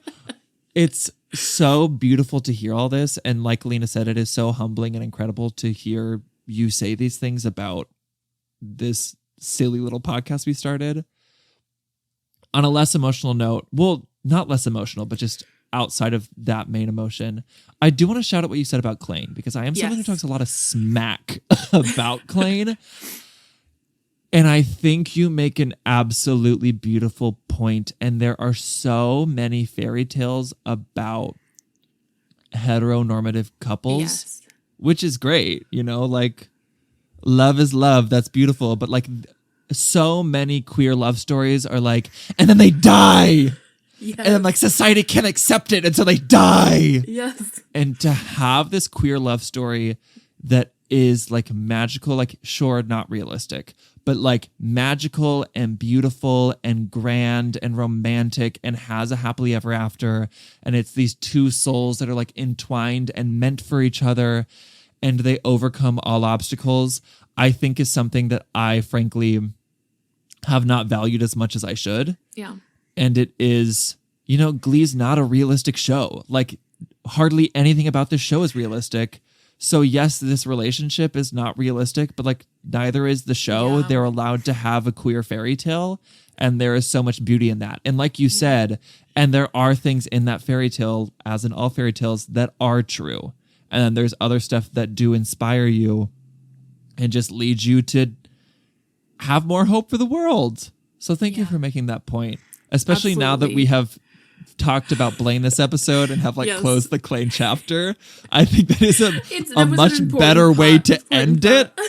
Yes, than the way I ended it. I think like we've just like taken such a microscope to this show sometimes that it's hard to remember that it's just a show. Well, and also like I said, I'm just like a contrarian bitch. And like the Blaine fandom, and I won't step down on this. No. The Blaine fandom in 2011 got too big to a level that was like unhealthy. Yeah. To the level that they were like harassing Darren Criss and Chris Colfer. And so my like contrarian ass feels like I have to like talk down on it all the time. But their fandom got so big for a reason. Rachel, thank you. This means a lot to me that you sent this in, and I love hearing from you. So thank you so much. All right, let's hear from Brenna, shall we? Hi, Leanne. Oh my gosh, I said Leanne and Ina. You guys, Brenna did not say that. Hi, Lena and Ian. This is Brenna, she, her, back at you again after months of just lurking since I last wrote in for the episode Swan Song. But I couldn't let the podcast go without saying goodbye. I thought a lot about what I wanted to say here, and frankly, the idea of trying to determine my own Glee superlatives was too overwhelming. So instead, I just want to take a minute and celebrate you guys. Over the last 3.5 years, your podcast has become part of my weekly routine, and because of that, I basically feel like you're my internet friends, in a not weird way. I'm someone who, once I'm friends with someone, will fully adopt bits and pieces of their personality and turn a phrase into my daily life until I'm a walking conglomerate of the people in my life. AKA, this podcast has left its mark on my personalities in ways I'm not sure I'll ever recover from. Fine by me. Without further ado, things I have adopted in my day-to-day life, Recovering Gleek Edition. Number 1, baby likes his soup. Unfortunately, I say this constantly. Anytime soup is mentioned, it is never not weird and always requires a lot of explanation, but that's showbiz, baby. Number 2, Christmas time is here. Lena, genuinely, you rewired my brain chemistry with your rendition of the Charlie Brown classic Every Time Someone Went to the Farm Upstate. I sing this little ditty anytime something bittersweet happens, and I don't really see myself stopping anytime soon. It's too genius. Number 3, Survivor. My girlfriend loves the TV show Survivor and wanted me to watch it with her, and genuinely part of the reason I said yes is because I listened to the Survivor-themed minisode and had no idea who the hell you guys were talking about. I've since been converted and have been making my way through the top-rated seasons, and I can't wait to revisit that minisode once I'm more caught up to actually understand your opinions. And then she puts in parentheses, please ignore this last one if I made this up or I got you confused with someone else, but I'm 99% sure this happened on the pod. Number 4, don't go to sleep. Ian, on a minisode at some point, you told a story of being in a production of Joseph in the Amazing Technicolor Dreamcoat and messing around on stage. The details are super fuzzy, but basically, I think you said someone had covered your mouth and whispered, don't go to sleep, whispered, don't go to sleep, don't go to sleep, don't go to sleep, in the middle of the performance. I remember immediately telling my younger sister, who hates podcasts and Glee out of spite but loves musicals, this story. And to this day, we say it to each other all the time. Literally yesterday, she sent me a voice memo from her college 7 hours away saying that. It's truly become a bonding thing, and I just love that it came from a Glee podcast of all things. Anyway, all this to say that I have loved every episode of this podcast. I'm so proud of the both of you and what you've both accomplished with the pod and IRL. I can't wait to see what you both do next, and just know that if you start another podcast, I'll be one of your first subscribers. Consensual forehead kisses from a 20-something rando, Brenna. Brenna, I am here to tell you that you did not make that up. And also, I did not have my mouth covered. I covered enemy of the podcast, Alex Allred's mouth, and I whispered don't go to sleep in his ear, not thinking of the fact that that was the ear his microphone was on. And I heard my own voice echoed over the speakers in the audience, whispering, don't go to sleep, don't go to sleep, in the middle of a song. I didn't realize his mic was going to be that hot. Seriously. So, whoops. And then Alex and I were like, we didn't sing because it was like a little break where the narrator was singing and then we were supposed to come in and we didn't sing like the first verse because we were both laughing so hard after hearing my voice. Oh man, Joseph was a time. That was Holy a time. cow. Ugh. My gosh. Brenna, this email is so special to me. Me too. This is a dream of mine. Just sometimes I will comment like, Gall, there's a YouTube video that has literally been taken down that my siblings and I quote to this day. That was a parody of the MTV show Sweet 16. And the character playing the daughter, she goes, Dad, if you don't give me that purse, I'm going to pee all over the bed. And me and my sisters to this day will be like, if you don't give me that, I mean, me and my siblings, pardon me, if you don't give me that blank, I'm going to pee all over the bed. And it was like a YouTube video that never went viral. Like we just stumbled on it. No, totally. And I always think, did this person anticipate that like 20 years after posting that video, people they've never met would still be quoting this video? And obviously it's been 3 years since this podcast started, but it is the honor of my life to know that like somewhere out there, someone is saying turns of phrases that they picked up from this podcast. Because I also feel like I'm just like a walking like glob of all of my friends' things. Like I have never had an original thought ever. So I just love that we're all just kind of morphing into each other. I think that's very good. Beautiful. It's beautiful. It's beautiful. I love it. This is so sweet to me. And my siblings and I do the same thing.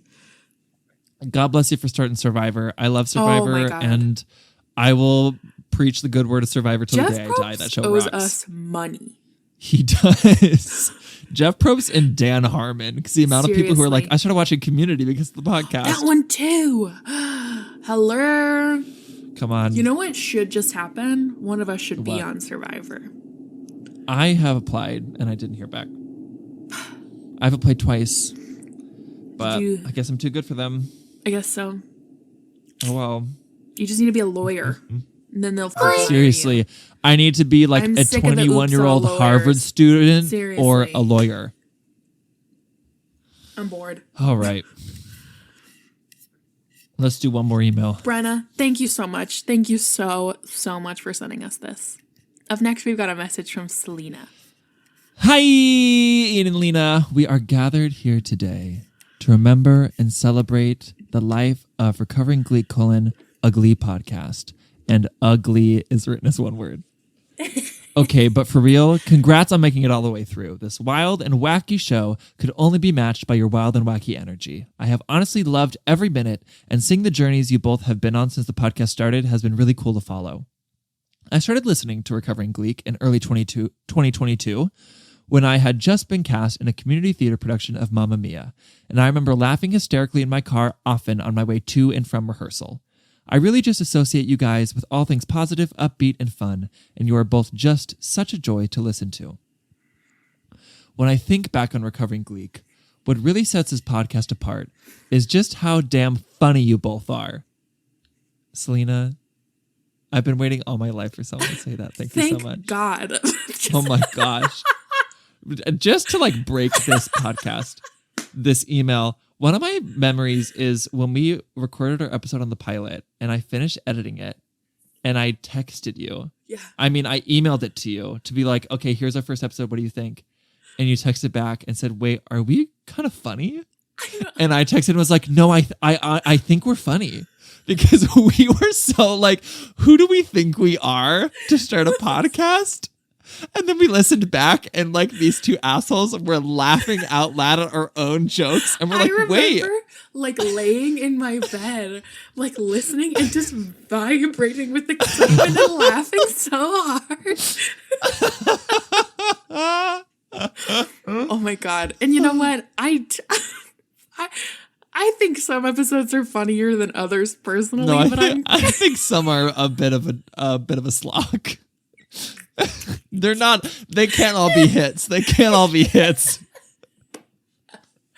But the fact that, I mean, I feel like I've never, ever considered myself, like, I don't know, particularly funny. And, like, I do feel like I can laugh and I feel, like, empowered in, like, my own funniness now. So it makes me really happy that people think that I'm funny. I love that. Yeah, you are. Thank you. You are. Oh, thank you. All right, that's back one of to my Selena. favorite things ever is making each other laugh. So. Oh, same. Yeah. Same. Back to Selena. I thought I would make a little list of funny bits and moments.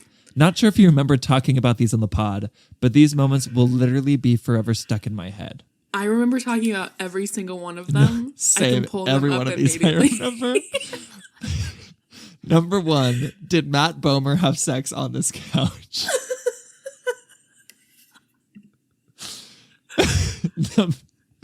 Number 2, I'm so glad this one tickled people as much as it tickled both of us.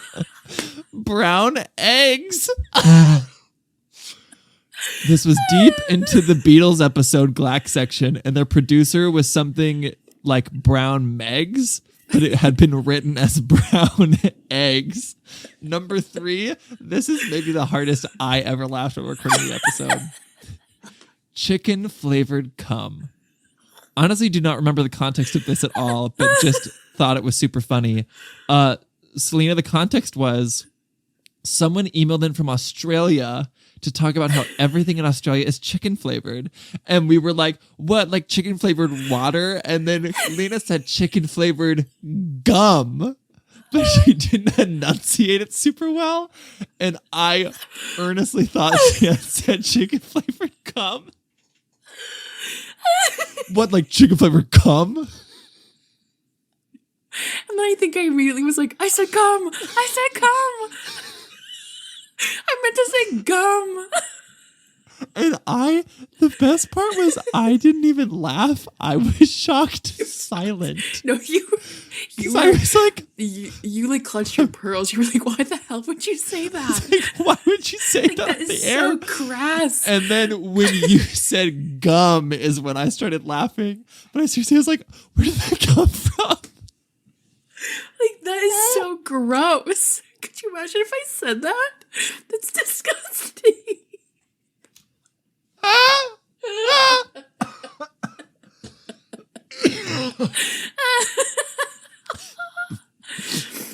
the way you That's so disgusting. You also like caught it as you said it. No, it came out of my mouth So and I knew.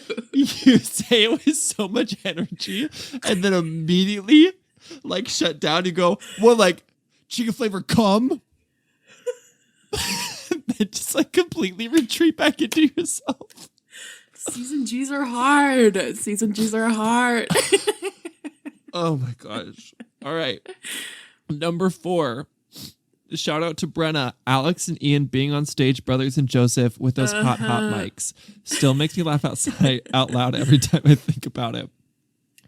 Number 5, that one time when Ian kept scatting. That's a good one. That was the mini-sode where we were like, this is when everyone stops listening to the podcast. We've taken this bit too far. Number 6, and of course, when Ian got mistaken for a cast member in Book of Mormon. My favorite moment of, I think, your entire life. Me too. That is, I have a lot of embarrassing stories that I like love to recount. That's a really good one. Has taken the top of the list. I like don't even know how that could literally ever be topped. Oh, absolute insanity. I'm so grateful that happened to me. Ever happened to anyone.